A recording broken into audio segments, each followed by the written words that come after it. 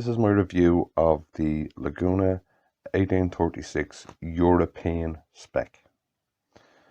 I'm doing this because there's an awful lot of confusion about the difference between the European spec and the American Canadian spec that we're used to seeing. There is differences, and especially in stuff like spindle size, the thread on the spindle, stuff like that. So hopefully this will clear it all up.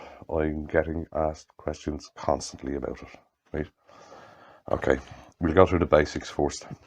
The spec sizes of the lathe. The bed length is 58.5 inches or 148.6 centimeters. The bed height is 31.75 inches or 80.6 centimeters. Now that's without the levelers on it, because I'm on a concrete floor. I don't need the levelers on it, and personally I find it very stable. The bed width is 8.5 inches or 20.6 centimeters. The total length, that would be with the headstock all the way out and the tailstock all the way out, and the length goes from the end of the motor to the end of the tailstock, is 78.5 inches or 199.3 centimeters.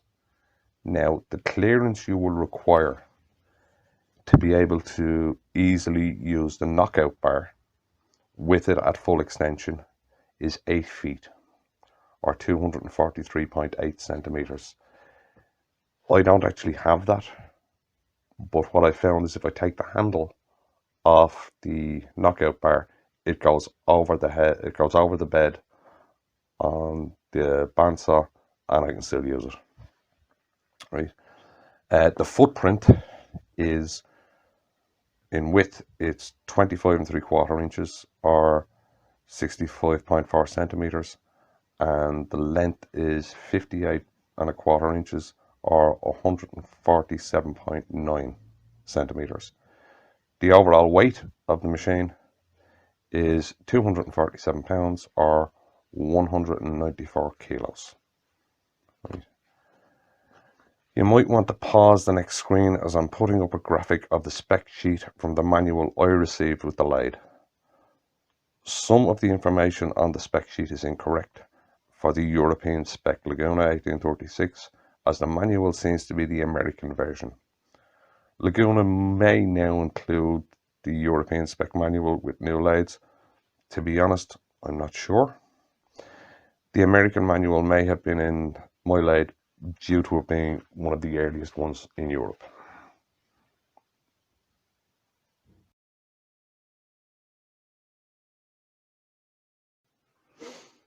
We might as well start right at the start. When my lathe arrived, it had a safety plug on it. A few people who have been on to me about the lathe have informed me that the newer ones don't, that they have a standard 3-pin plug, and I've actually been talking to Laguna about it, and yes, the earliest ones did have the safety plug on it, like you see there, but the new ones straight out plug into the wall, standard 3-pin plug. Right, now we'll start to get to the business end of it. In Europe, our standard coming out of the wall is 230 volts.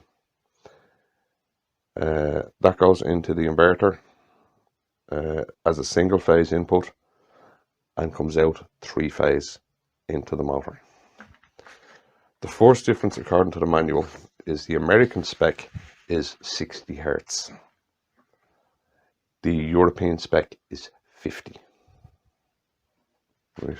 We'll have a look at the inverter now, because that's different as well. Okay.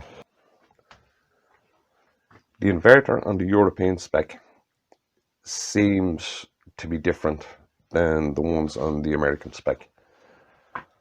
I've had a look at everything I could find on the American spec one and can only find one kind of inverter.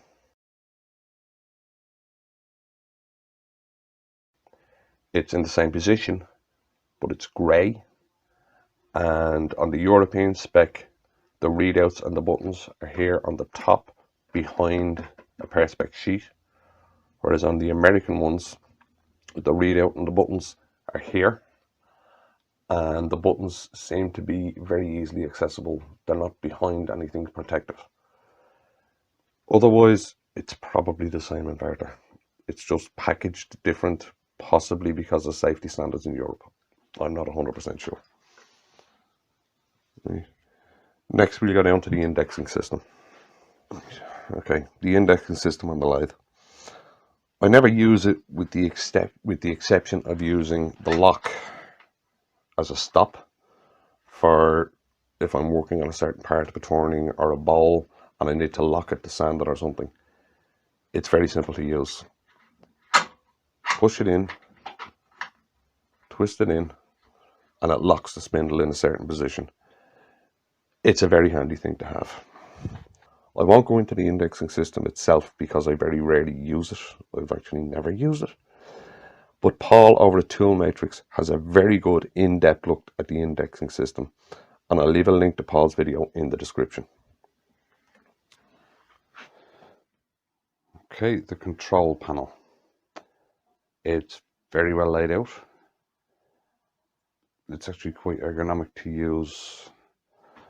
Right, you have your main stop button, which kills the power of the control panel.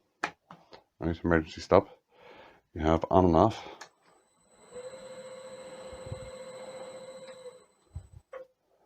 Right.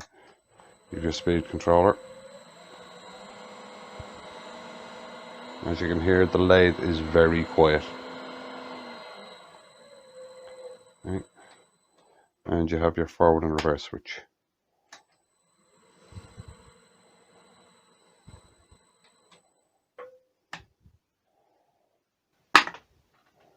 Changing the belts is child's play. You have a door here in your headstock, you open it, it's held with a magnet, and it's as simple as turn that handle up, lift the motor,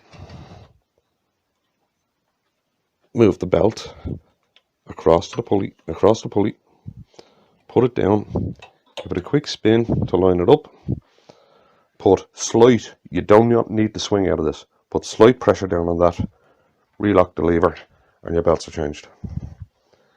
It's extremely quick. It's one of the quickest I know of. Right. On the door,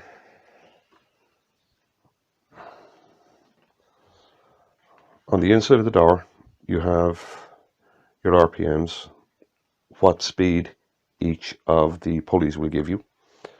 Very handy, it's very obvious. Okay. Now we'll talk about the second difference in the European Spec Lathe to the American ones. The European Spec Lathe have a safety switch on it, here. And there's a catcher here. What it will do is, if the pulley door is opened while the lathe is running, it turns the lathe off. I'll show it to you now. Right. Lathe on, open the door, and it stops. From what I have heard and have spoken about with numerous Laguna owners in the States, that is not a feature that is included on the American spec. Right. While we're here, the spindle lock is spring loaded. Pops in, right? It will lock your spindle, locks it very solid. As soon as you let go, it pops back out. Right, staying with the headstock. The third and one of the main differences, which has caused a few problems with people who have ordered the lathe and are pre-ordering chucks and faceplates, is that the advertised size of the spindle that you'll find on YouTube and in a lot of other places is 1.25 inches by 8 TPI. For the European Spec Lathe, this is completely wrong. The Euro Spec Lathe is actually an M33 by 3.5 millimeter thread on it. I nearly made this mistake as well. Everybody does. Especially when I read it on the spec sheet I got with the lathe. So I went and tried to order a new faceplate, a bigger faceplate, which by the way you don't need, from Anne in the carpentry store, and she just asked me to hang on a second, and she got back to me and says, hang on a minute, you're buying the new Laguna? And I said, yes. And she said, that's not the spindle size, your spindle size is M33, and she sent me the correct faceplate. She said, we all fall into it. Right, the Laguna site has since been updated to the correct specs, but judging by some of the questions I've been asked, even up to last week, it can still be unclear sometimes. The headstock slides, and it's very handy to do. There's a handle at the back, push it down, and the headstock slides and moves very easily. Right, slide it back to position, lock it down, and that's it. You can lock it anywhere along the bed. Especially if you have the outboard turning kit, you need to slide it to the other end of the lathe. I don't actually have that. I don't even have the room for it, to be honest. But the fact that it slides is very handy. The handle on it, like all the handles on the Laguna, are steel and they've got a pad on them. It makes them very comfortable to use, and you can feel that they're solid. Right, we'll move on to the banjo. Banjo, same kind of handle. Right, it moves very easily. Right, you do need to maintain it. Don't let your beds get dirty. Clean the bottom of the banjo when you're cleaning your beds. I find a quick rub of the paste wax does it very well. If I need to clean them, which I did after the coarse bowl, a rub of 320 sandpaper and then paste wax works perfectly. Right. There seems to be some confusion about the size of the tool post. Right? You know, I've actually measured it.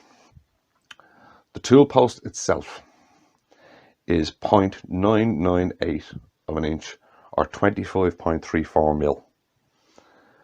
The hole is exactly 1 inch, or 25.4 mil. Some people have complained about they're having problems having to crank this down to get everything to stay. I've never had a problem with it. So I don't know if it's a particularly American thing or not. I haven't heard of a problem with anybody else who has the Euro Spec Lathe. It seems to work fine.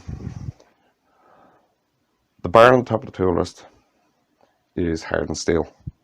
If you get a ding in it, it's very easy to take out with some 80 grit sandpaper or a foil. I've dinged mine a couple of times and a quick rub of 80 grit and it's perfect again. Right, a bit of advice here. If you're doing a lot of hollowing, I would get a different tool rest to augment the standard one. Don't get me wrong, this is a brilliant tool rest. It's solid and I haven't had a problem with it. But if you're doing a hollow form, because of the way this is made, you can't get it very deep into it. It's because of the depth here. I would see if I could get a bar type tool rest of the same size. It will allow you to get the tool rest further into a hollow form. I have come across that problem. I found that problem before with it. Okay. Another thing to watch for is if you are getting another tool rest and you're not buying a bar type. You know, I made this mistake. Right. Is to watch for the height from the top of the tool rest to where it sits here. This one I ordered for doing pens. The problem is it's too high here. Right.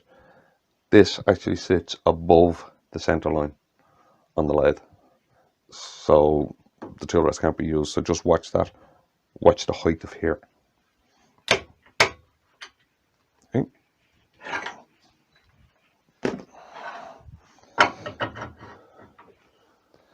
The bedways on the lathe are made of steel rather than the normal cast iron They're very, very well put together.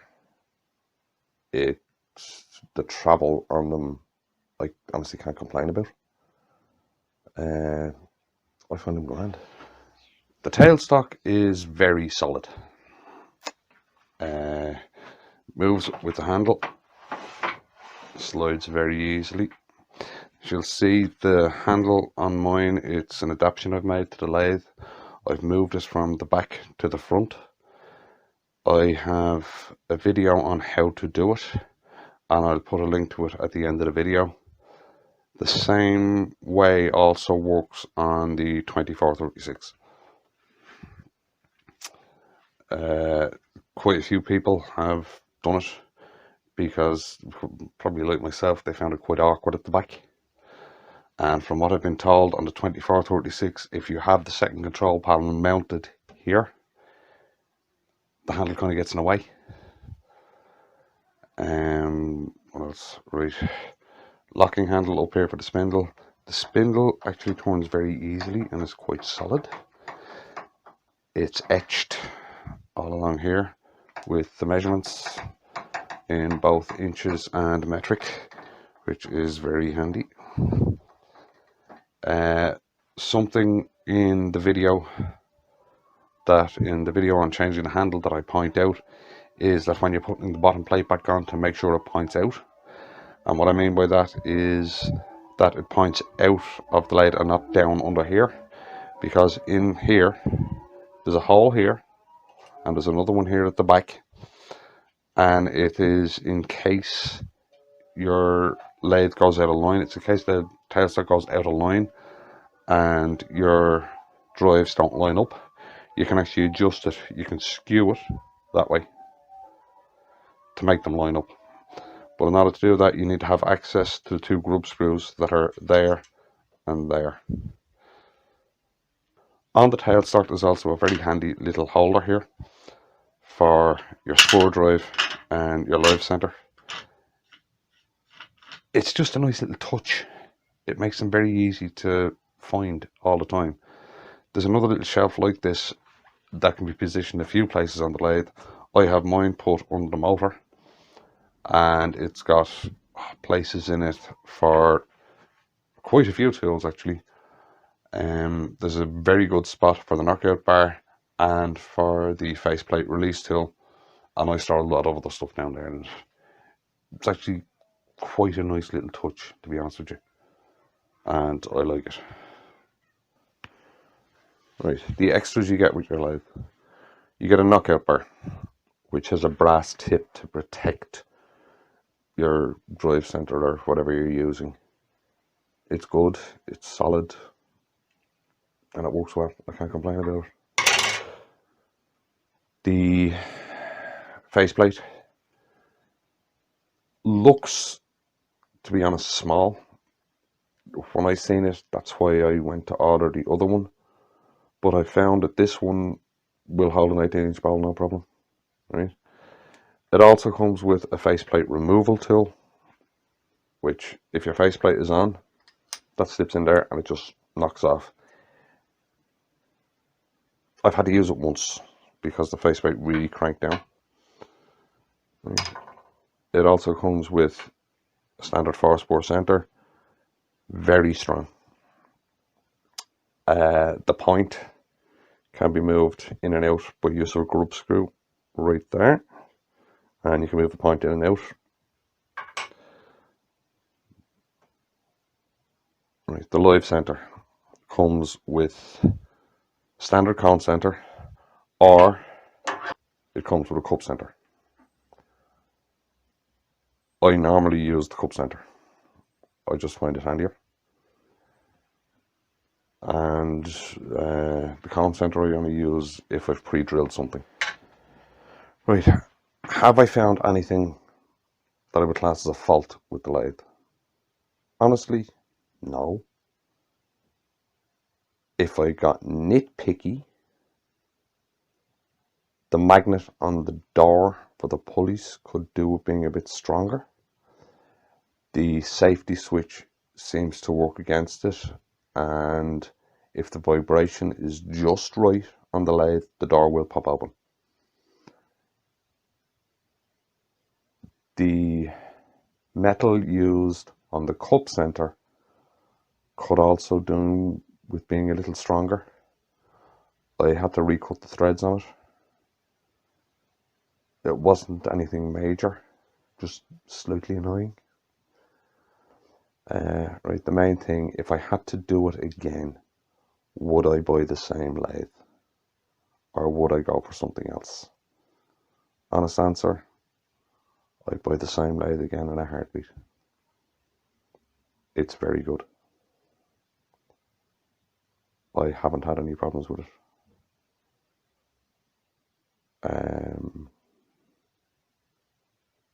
As I said, I can't really find a problem with it unless I go nitpicky. But would I recommend it? Very much so. Very, very much so. Well, I hope that was useful to people who are getting a European Spec Laguna 1836. I hope it's cleared up some of the questions and answered some of the queries on it. Next video we'll be back to doing projects. I just wanted to do this one because of the amount of questions that were going around about this lathe. So, see you next time.